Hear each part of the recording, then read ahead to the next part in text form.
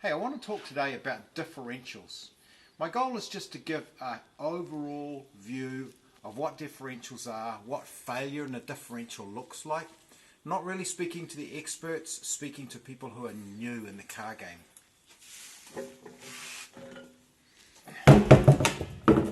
Okay, this is an MX-5 diff that's come from a young guy who did a lot of burnouts. Now, you're not meant to really pull them out and find pieces of steel dropping out of them. If you look here, this is called the crown wheel. Now the crown wheel, it's not looking good right now. As I bring it around like this, it spins by itself while I hold the nose of the diff, so it's pretty toast, and all of this damage is done to it. Okay, let's have a closer look here. In here, you can see that the crown wheel is turning without the pinion, just there. And if you look closely, there's no teeth left on half the side of the pinion. About there, the young boy probably had it at 6,000 revs and slipped his foot right off the clutch. These are called saddles. I've undone them like this.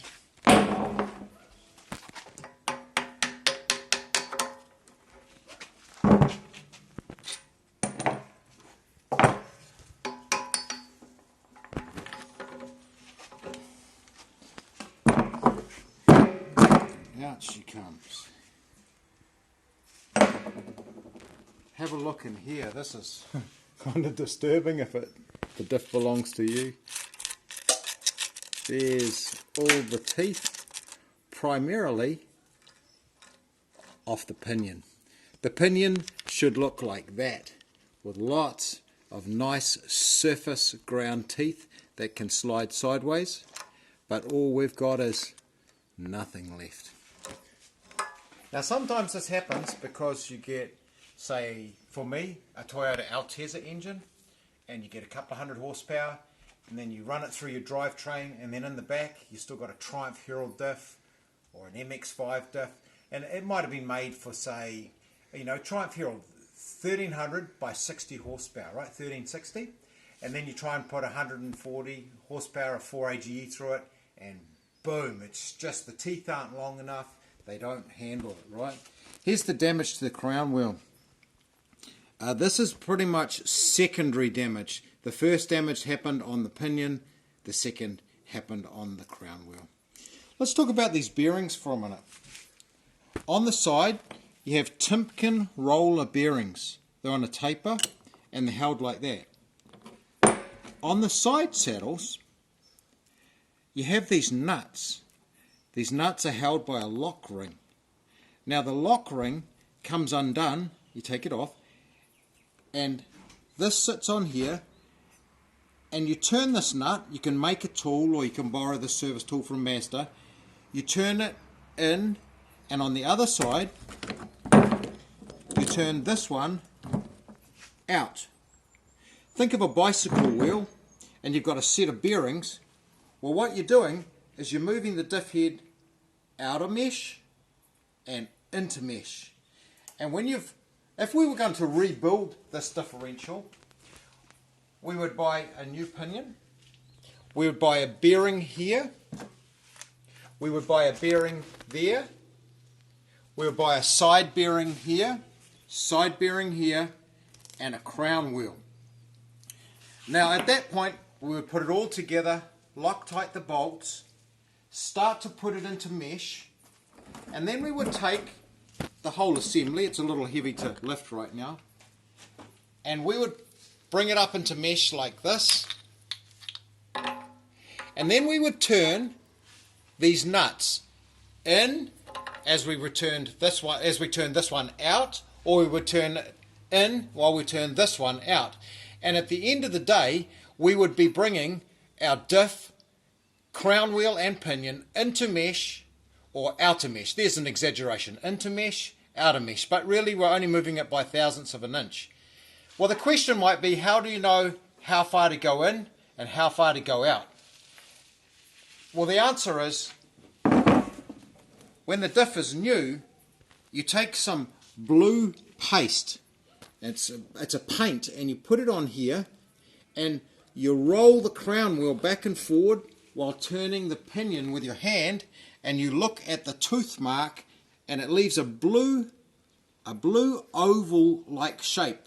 Now if the shape is down at the bottom of the tooth down here, the bottom, then you have to move the crown wheel in or out. If the shape is at the top of the tooth, or let's call it the head of the tooth, it's probably the tail actually, but it doesn't matter, you would move the crown wheel in or out of mesh until you get a nice shape right in the middle of the tooth. Now some guys, they just rebuild diffs 8 hours a day, and they know exactly where that shape should be. Other people need to get the book out, read, because you just don't do it very often. Now we live in 2020, you got a big advantage. You can go to Google and you can just type tooth marking, diff, and you can look at everybody else's tooth marks, you know, because people are doing diff jobs on crown wheels this big out of Mack trucks, all the way down to this big out of ride-on lawnmowers, you know. So this differential technology's been around for a super long time. Okay, so around the crown wheel there's a big row of bolts, normally very high tensile bolts like this. You get them out, and off comes the master crown wheel.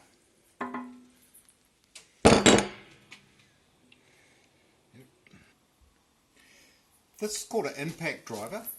So what you do with an impact driver is you set it left and right like that. Well, we want to turn left, so you hold it to the left and then you hit down on it like that. And it undoes things that are very tight. Little screw. I just want to set out a bit of an area here. Okay, let's remember how the diff works before we take it apart any further. The ring gear sits on the carrier. The pinion turns here in the direction of the engine, and then it carries onto the carrier. The carrier then turns like this and drives the car forward. But we all know that cars don't just drive straight, they go left and right around corners. That means that inside the carrier you have to have a mechanism that allows wheels to do this.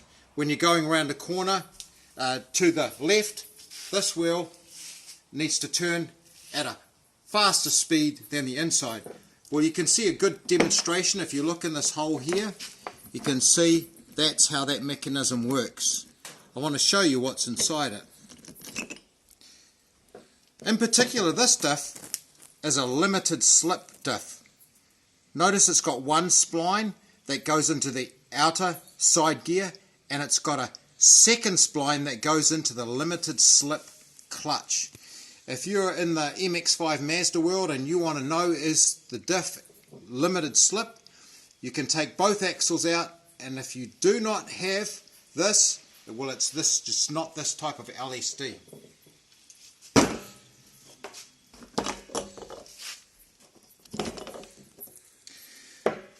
Okay, what we've got going on here is we've got a limited slip diff.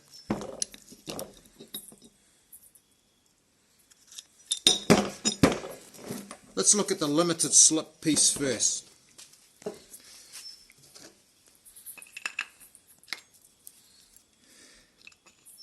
The axle goes into here.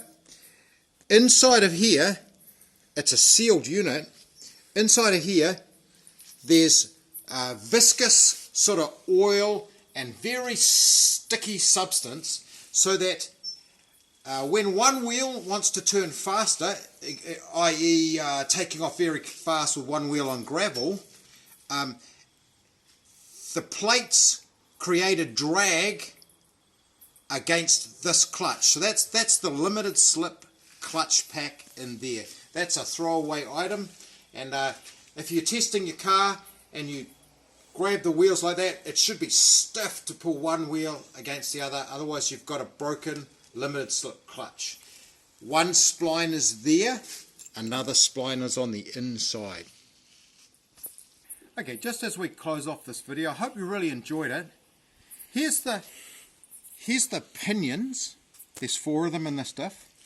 Okay, some diffs have more than 4, especially stronger ones. Now the pinions do this. So they go like that. Directly connected to the limited slip setup. Directly connected to the axle. Directly connected to the other spline where this axle goes onto this side gear like that. Sits like this. And you start going around corners or doing a U-turn inside your diff, you've got that going on. Well, there you go. There's a good rundown on how a diff works. My name's Rex, I live in Inglewood, and I hope you really enjoyed that.